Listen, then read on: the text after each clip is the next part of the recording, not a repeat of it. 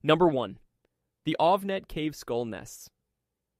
Picture yourself stepping into a low limestone cave in the hills of southern Germany in a region called the Nördlinger Reis.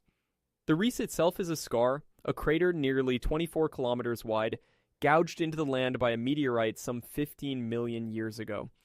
Inside the cave, the air is cool and still, and set into the floor are two shallow pits. When the archaeologist Robert Rudolf Schmidt opened them in 1908, he found something that has haunted European prehistory ever since.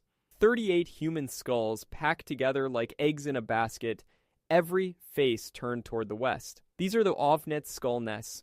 They date to roughly 7,700 years before the present, the late Mesolithic, long before farming reached this valley. Every skull had been coated in red ochre, a rust-colored iron pigment that ancient people across tens of thousands of years used to mark the dead. But the ochre is the gentle part of the story. Many of the skulls still had their first neck vertebrae attached. That detail matters. It means the heads were cut from fresh bodies, not gathered after the flesh had rotted away. On those vertebrae, and at the base of the skulls, are cut marks left by stone tools. The wounds go further. A large number of the crania show crushing fractures, the signatures of blows from axes or clubs struck around the time of death. And the demographic is strange. Most of the dead are women and children. Adult men are oddly rare. So what happened here? One reading is brutal and direct. These are war trophies, the severed heads of a defeated group, brought back and buried with ceremony. Another reading is gentler. Perhaps this was a special mortuary rite, the community collecting and honoring its dead, some of whom died violently, over many years. The researcher, Jörg Orschied, re-examined the bones and warned against a single dramatic story, noting the deposit may have built up slowly. Some skulls were even drilled, perhaps to be strung up and displayed before their final burial. They were laid down with ornaments, pierced red deer teeth, and hundreds of perforated sea snail shells. Reverence and violence tangled together in one pit. Ofnet gives us the oldest mass trauma assemblage in Europe, and a question that will follow us through every site that comes next. If these were trophies, who were the enemies, and what did the winners do with the rest of the bodies? Number 2. The Alken Enge Bog Army. Travel north to Denmark to a quiet wetland called Alken Enge in the Illerup Valley of Jutland. 2,000 years ago, this was a shallow lake fringed by reeds. Today it is peat and still water, and beneath that water lies the wreckage of an entire army. Between 2009 and 2014, a team led by Mads Kaler Holst and Eyvind Hertz excavated the basin and counted the dead. From their sample alone came at least 380 individuals. When they extrapolated across the whole wetland, the estimate climbed past 2,000 bodies. The dead are almost all adult men, and their bones tell of combat. There are cuts, hacks, and punctures from swords, axes, and spears, inflicted around the moment of death. But what makes Alken Enge extraordinary is what came after the killing. Many of the bones carry the tooth marks of animals. That means the corpses lay out in the open, on the battlefield, for somewhere between 6 months and a full year. Scavengers fed on them. Then, after all that time, people returned. They gathered the scattered bones, sorted them, and carried them to the lake. What they did next was deliberate and strange. In one case, 4 human pelvises had been threaded onto a single wooden stick, like beads on a skewer. Bundles of bones were thrown into the water alongside clay pots. This was not burial. This was sacrifice. The site sits beside Illerup Audal, one of the great Iron Age warri booty deposits, where victorious groups destroyed captured weapons and gave them to the bog. Alken Enge belongs to that same ritual landscape, a place where the spoils of war, including human remains, were offered to the powers below. This happened in the early 1st century of the Common Era, exactly when Rome was pressing against the tribes of Germania and destabilizing the Old Order. The mainstream interpretation is a thanksgiving rite, a defeated enemy army processed and dedicated to the gods after a victory. Others see desecration, the bodies of foes deliberately defiled. A more speculative view imagines a cosmology in which the lake itself had to be fed. Whatever the meaning, the message for archaeology was seismic. Holst described it as a completely new scale of conflict. These so-called barbarians fielded and annihilated organized armies of thousands. Which raises the obvious question, how far back does organized killing actually reach? Number 3. Jebel Sahaba, also known as Site 117. To answer that, we go south to the banks of the Nile in what is now northern Sudan, in the ancient land of Nubia. Here, in the 1960s, the archaeologist Fred Wendorf raced to excavate sites before the rising waters of Lake Nasser drowned them behind the Aswan High Dam. At a place labeled Site 117 near the hill of Jebel Sahaba, he found a cemetery. For decades it held a title both grim and famous, the oldest known evidence of war on Earth. The cemetery dates to roughly 13,400 years ago at the very end of the Ice Age. Wendorf recovered at least 61 individuals, men, women, and children of every age, and nearly 45% of them showed signs of violent death. Stone projectile points were found lodged in their bones or pressed against them. The wounds clustered on skulls, chests, abdomens, and limbs. The pattern of attacks was spears and arrows. For years, this looked like a single catastrophe, a first great battle frozen in the sand. Then, in 2014, a team led by Isabelle Crèvecoeur and Daniel Antoine re-examined the remains, which Wendorf had donated to the British Museum. Under the microscope, they found dozens of injuries no one had recorded before, and crucially, they found both healed and unhealed wounds on the same people. That changed everything. These were not victims of one terrible day. They had been hurt, recovered, and been hurt again, over the course of their lives. Jebel Sahaba was not the first war. It was something arguably darker, a record of chronic recurring violence between groups across generations. Why here? Why then? The end of the Ice Age brought wild swings in climate, including the cold snap called the Younger Dryas. As the surrounding landscape dried, the Nile became a narrow refuge, rich in fish and game, where people crowded together. The Khadan culture who lived here had to compete for that shrinking abundance, and competition turned lethal. The dead were buried formally, in contracted positions, in one of the earliest organized cemeteries we know. Whole families lie there, women and children included, which argues against ritualized duels between warriors and points instead, toward raiding and feuding aimed at entire groups. All of this happened thousands of years before farming. So, when settled farmers did eventually spread across the world, did they bring peace? A site in the American Southwest gives a chilling answer. Number 4. Sacred Ridge. In Ridges Basin, near Durango in southwestern Colorado, archaeologists working ahead of a reservoir project in the early 2000s uncovered the most violent prehistoric site ever documented in the United States. It is called Sacred Ridge, and it dates to around the year 800 of the Common Era, during the Pueblo I period of the ancestral Puebloan world, the people once called the Anasazi. What they found there is difficult to absorb.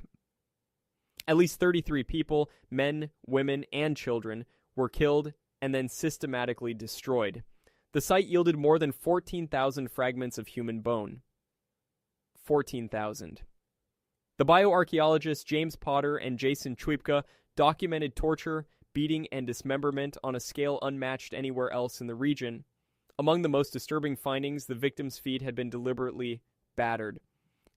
The interpretation is that this was torture, perhaps to keep people from fleeing, perhaps as pure cruelty, inflicted before death. There are cut marks, fractures made around the time of death, and burning. The bodies were scalped, defleshed, and processed.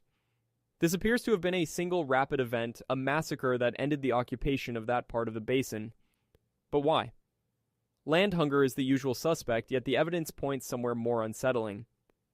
Strontium analysis, which tracks the chemical signature of the local environment in teeth and bone, suggested the victims were locals, not captives dragged in from afar.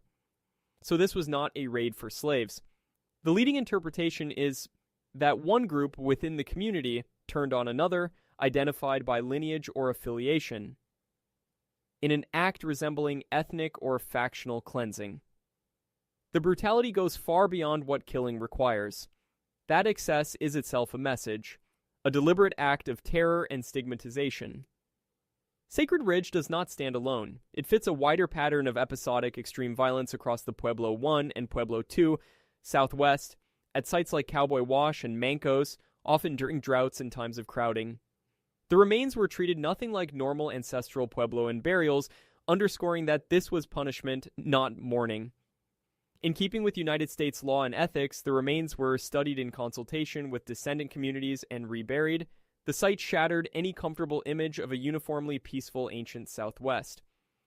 And the targeting of non-combatants, the women and the children, is a horror that repeats across the world. We see it again, half a planet away, on a windswept English hill. Number 5, Finn Cop Hillfort. High above Monsall Dale in the Peak District of Derbyshire sits an Iron Age hill fort called Finn Cop, perched on a promontory of pale limestone. For generations, hill forts like this were imagined as proud defensive strongholds or even peaceful ceremonial gathering places. Between 2009 and 2011, the archaeologist Clive Waddington and a team of local volunteers dug into Finn Cop, and what they found rewrote that story. In just a short section of the fort's ditch, they recovered at least 9 people. The dead were overwhelmingly women, children, and infants, with a single older man among them. At least one of the women was pregnant. There were perinatal infants, babies who died at or near birth. And the way they came to rest is grim. The bodies had been thrown or tipped into the ditch, and then the rampart, the great stone and earth wall, had been deliberately pushed in on top of them. Here is the detail that turns the whole site over. That rampart was unfinished. The fort was still being built when it was attacked and overrun. The fighting age men are missing. They are simply not in the ditch. They may have been killed elsewhere, they may have fled, or they may have been taken away as captives, as slaves. There were almost no weapons or valuables with the bodies, which suggests the attackers stripped the place of anything worth taking. Waddington's interpretation is stark. This was a deliberate massacre of non-combatants, followed by the symbolic destruction of the community's half-built fort. Collapsing the rampart over the dead may itself have been an act of erasure, the victors burying not just bodies but a rival settlement's future. Radiocarbon dating ties the violence tightly to the construction phase. In roughly the 4th or early 3rd century, before the Common Era, centuries before any Romans set foot in Britain. This was Britons killing Britons, in a contest for the uplands of the Peak District. The limestone preserved even the fragile bones of newborns, which almost never survive. And here's the sobering part. Only a tiny fraction of the ditch was ever excavated. If the rest holds the same density of dead, the true toll could run into the hundreds.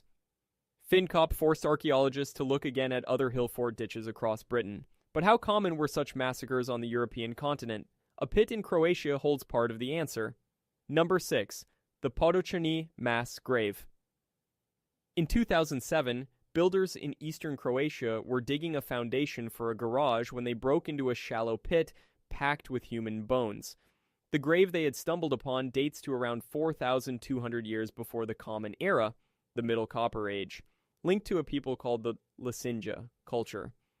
Into a single pit barely 2 meters across had been thrown the bodies of at least 41 human beings. The dead were a complete cross-section of a community. Children, teenagers, adults, and the elderly. Both sexes. At least 13 of them, and probably more, had cracked skulls. Blunt force blows landed on the back and sides of the head. The wounds were inflicted from behind. That detail suggests these were not warriors clashing face to face. These were people struck down while captured, kneeling, or trying to run, executed in a single massacre. In 2021, a study led by Mario Novak, working with the ancient DNA laboratory of David Reich, combined the study of bones with the study of genomes. And the genetics delivered a shock. The 41 victims were genetically diverse and almost entirely unrelated to one another.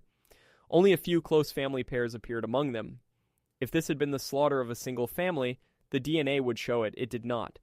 Instead, the killers seemed to have selected their victims more or less at random from a much larger, normal, healthy population.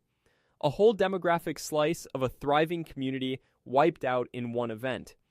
The researchers pointed to the familiar trio of triggers: a changing climate, a growing population, and competition for resources around 4,200 years before the Common Era. The bodies were dumped without grave goods and without arrangement, the very opposite of careful burial. Because the source population was large and healthy, this was not the desperate violence of an inbred dying band. It was instead the indiscriminate destruction of a rival group, or an act of terror against one. Potočani became a model for the field, a demonstration of what you can learn when you pair ancient DNA with the study of trauma. It also reframed the European Copper Age. This was not a pastoral idyll. It was a world where entire communities could be erased. And if the Copper Age was this violent, what about Europe's very first farmers? A death pit in Germany answered that question decades earlier. Number 7. The Talheim Death Pit. In 1983, a resident of the village of Talheim in southwestern Germany was digging in a garden when the soil gave up a horror, a pit containing 34 human bodies. The dating placed them at around 5,000 years before the Common Era, some 7,000 years ago, and tied them to the linear band Keramik, or LBK, the first farming culture to spread across Central Europe. These were among the very first farmers, and they had been massacred. The 34 dead included roughly 16 children and adolescents and 18 adults, men and women alike. They had not been buried. They had been thrown into the pit, tangled and disordered, the way you discard rather than mourn. The anatomist Joachim Wahl studied their injuries, and the cause of death was clear.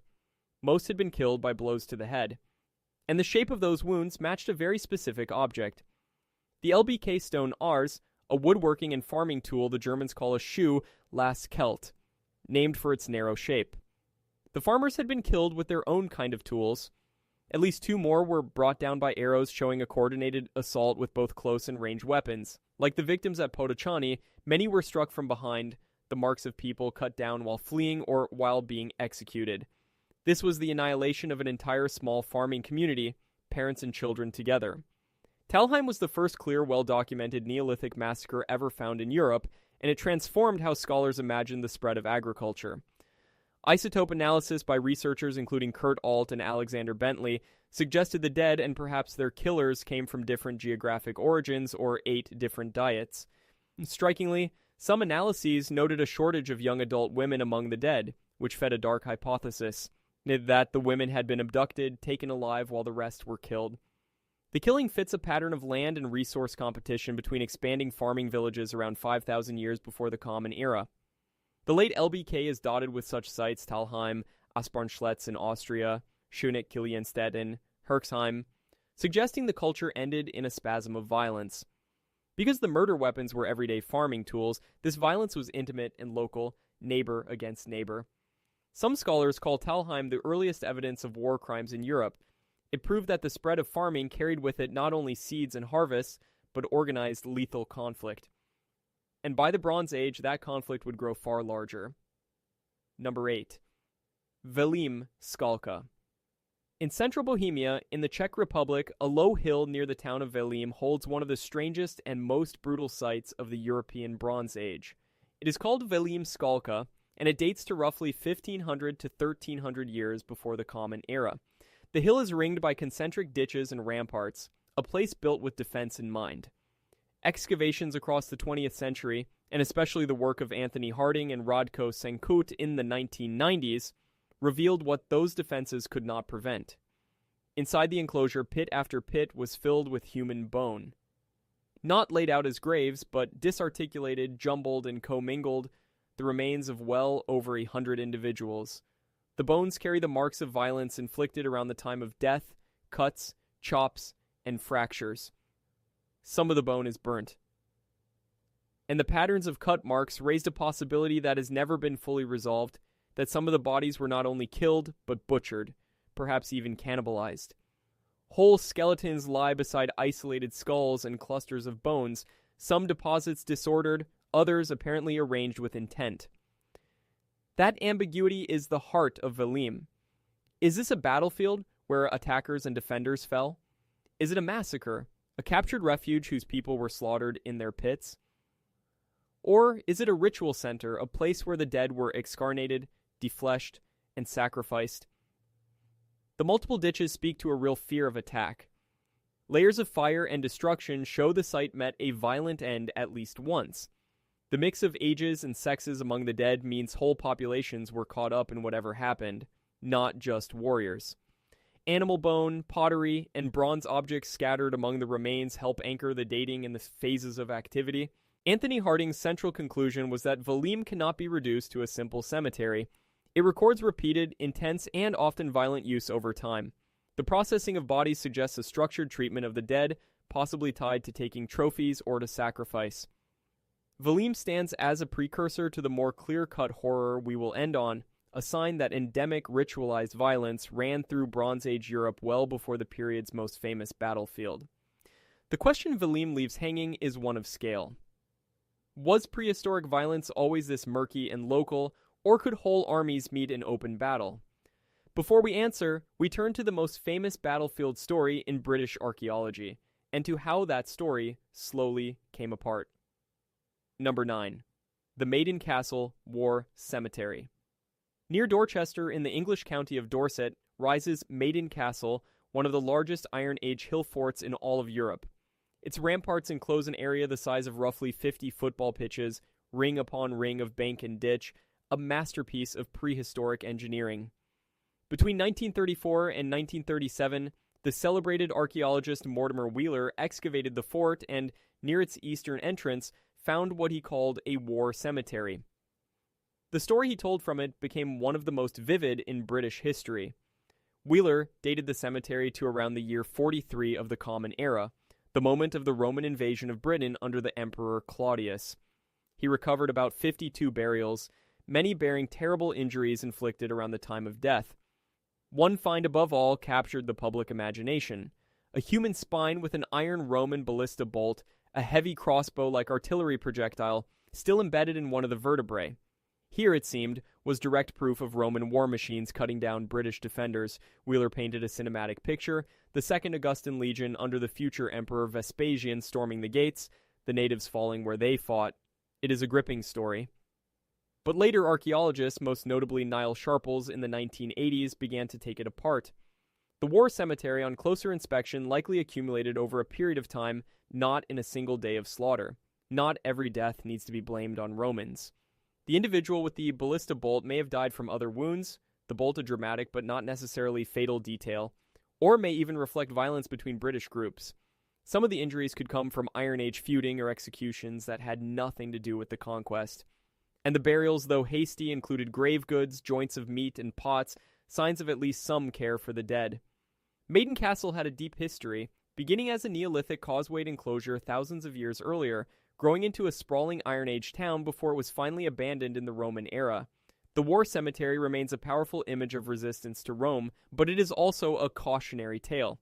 It shows how a charismatic excavator can read a single, tidy historical event into the messy, layered reality of bones. Modern dating and careful osteology continue to sort out which deaths truly belong to the conquest and which are older. Strip away the Roman writing and the famous names, and a harder question remains. Could prehistoric Europe, with no empire and no script, field genuine armies of its own? In a German river valley, the ground finally said yes. Number 10. The Tollense Valley. In the northeast of Germany, in the region of Mecklenburg-Vorpommern, the Tollense River winds through a broad, marshy valley. In 1996, an amateur archaeologist walking the riverbank spotted a human arm bone with a flint arrowhead still driven into it. That single bone was the first clue to the oldest large-scale battlefield ever found in Europe. Systematic excavations led by Thomas Terberger and Detlef Johnson would slowly reveal the scale of what happened here around 1250 years before the Common Era in the Nordic Bronze Age. From only a small fraction of the valley, archaeologists have recovered more than 12,000 bones, representing over 140 individuals so far, and counting. When researchers extrapolate across the battlefield, the estimates run from several hundred to well over 2,000 combatants, with hundreds killed. The dead are overwhelmingly young adult men, exactly the profile of a fighting force. And the weapons are everywhere. Bronze and flint arrowheads, bronze spearheads, knives, and wooden clubs, one shaped like a baseball bat, another like a croquet mallet, simple and devastating. The bones bear the truth of the fight: skulls cracked by blunt force, arrowheads still buried in shoulder and skull, fixing the cause of death 3,000 years later. Some of the men carried healed injuries from earlier fights, meaning these were not farmers pressed into a one-off brawl, but experienced repeat warriors.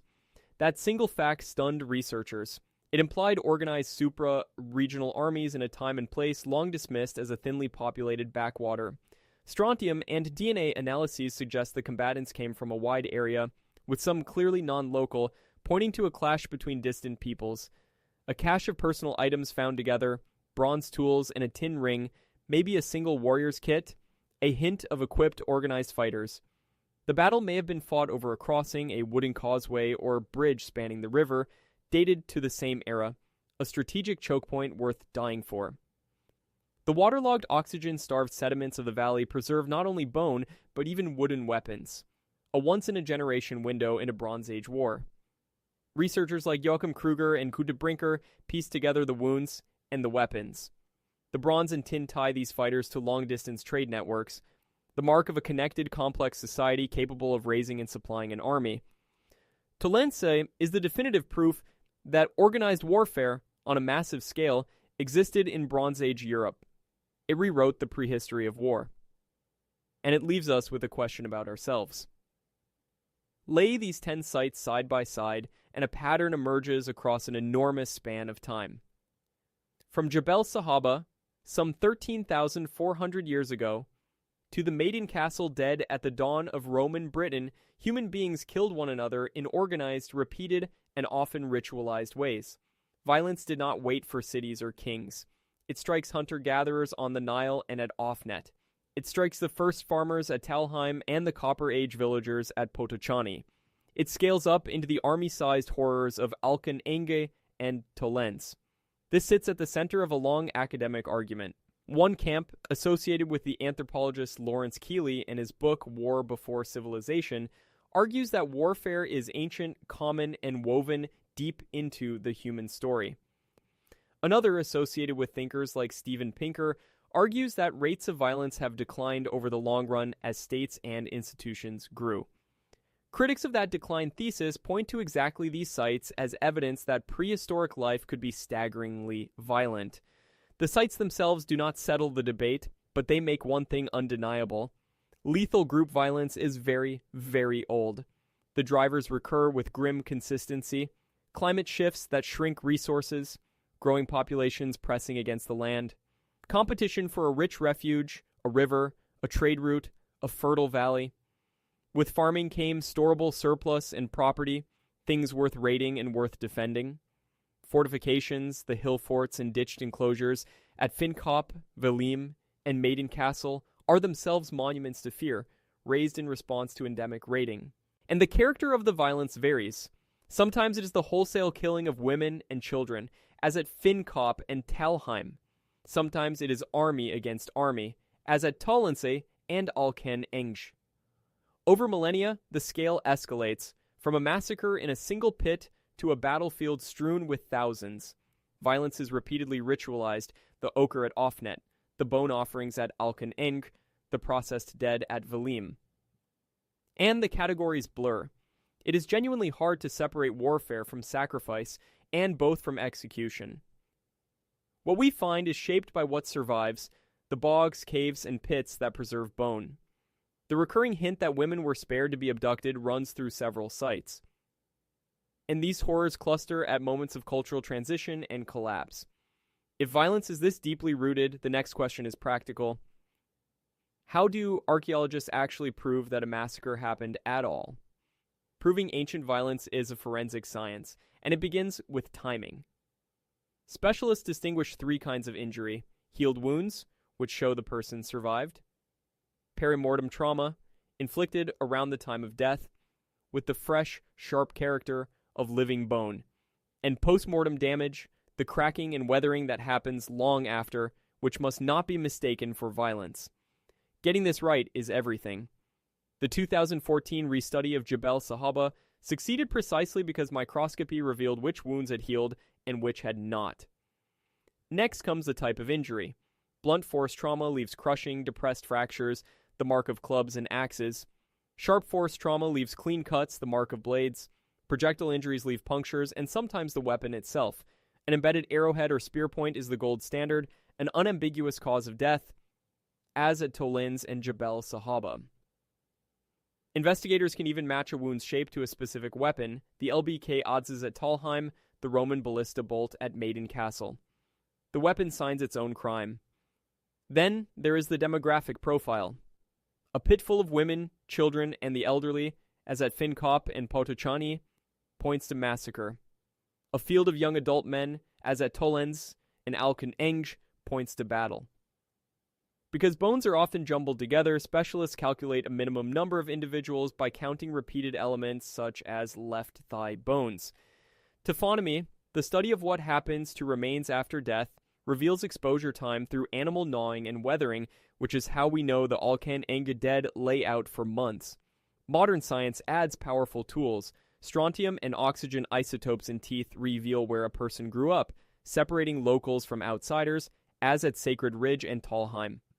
Ancient DNA reveals kinship and population history, as at Potočani, where it proved the victims were unrelated.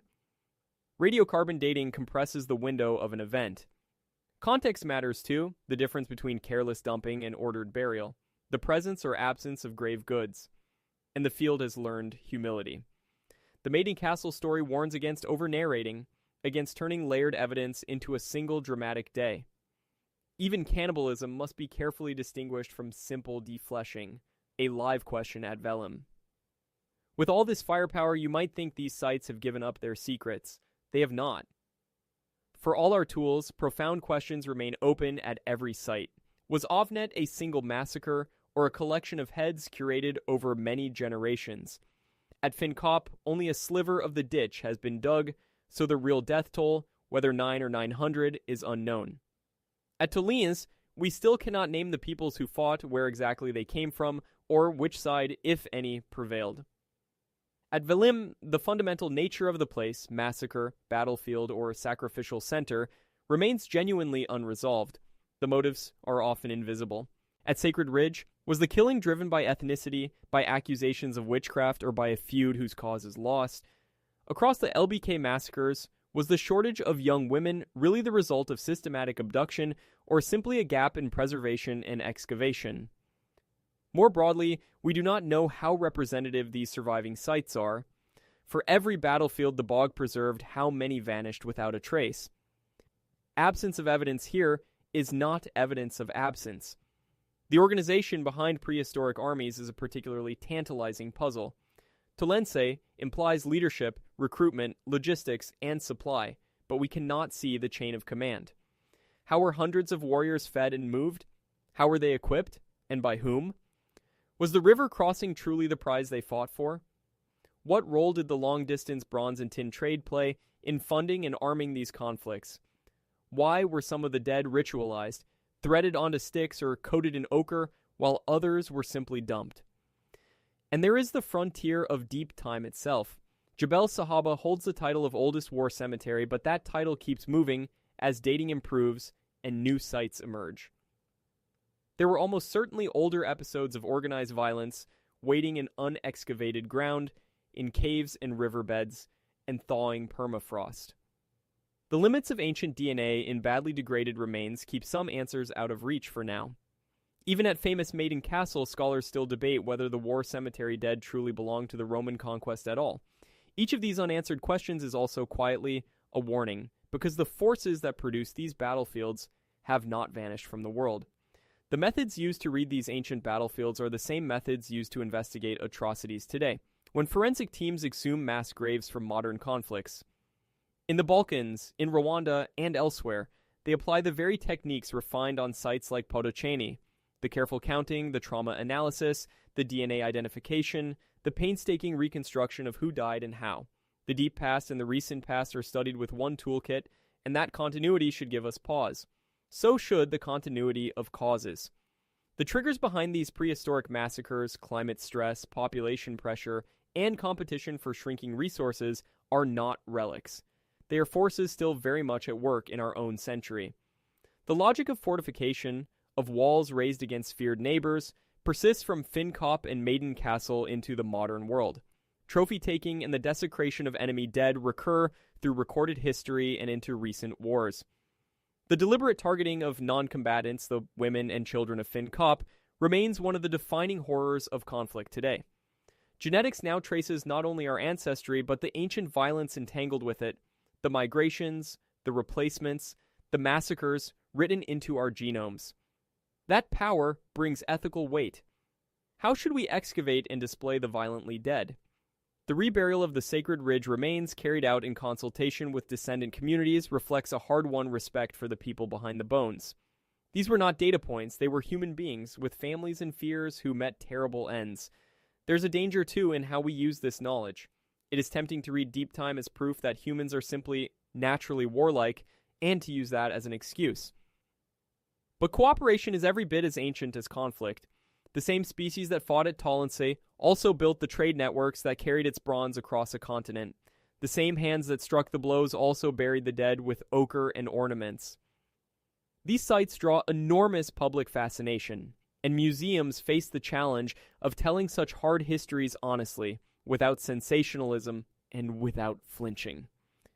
They teach us how societies fracture and fall into violence, and they shrink the distance between them and us, which leaves one last question. What will our battlefields tell the archaeologists of the far future? We began with 38 severed heads nested in a Bavarian cave and ended with thousands of warriors fallen along a German river. Between those 2 points lies a single, uncomfortable truth. War is not a modern invention. It is not a product of cities or empires or industry. It reaches back through the entire human story, into the time of the first farmers, and beyond them, into the world of hunter-gatherers at the edge of the Ice Age. Each of these 10 sites rewrote a piece of that story, pushing the origins of organized violence deeper than scholars once dared to imagine. And yet the same record that reveals our capacity for cruelty also reveals our capacity for care. The ochre on the Ofnet skulls, the ornaments laid with the dead, the meat and pots placed in the hasty graves at Maiden Castle, violence and tenderness are twin human capacities, and they appear again and again in the very same pits. The revised story of Jebel Sahaba, no longer the first war but a record of long suffering, teaches a kind of humility. Our confident claims about the past keep dissolving as the science sharpens. What these battlefields ask of us is not despair, but attention. To remember that the bones belong to people. To resist the easy lesson that we are doomed to repeat them. To recognize how thin the line can be between a thriving community and a pit of the dead. Science gives the voiceless dead a story, a chance to be more than anonymous fragments in the ground. And there is so much still buried, so much still unread, waiting in the bogs and caves and valleys for someone to listen. The valley of the Tollense runs quiet now. Its water is calm, its banks are green. 3,000 years ago it ran red. The silence there is not the absence of a story. It is a story we are only beginning to hear.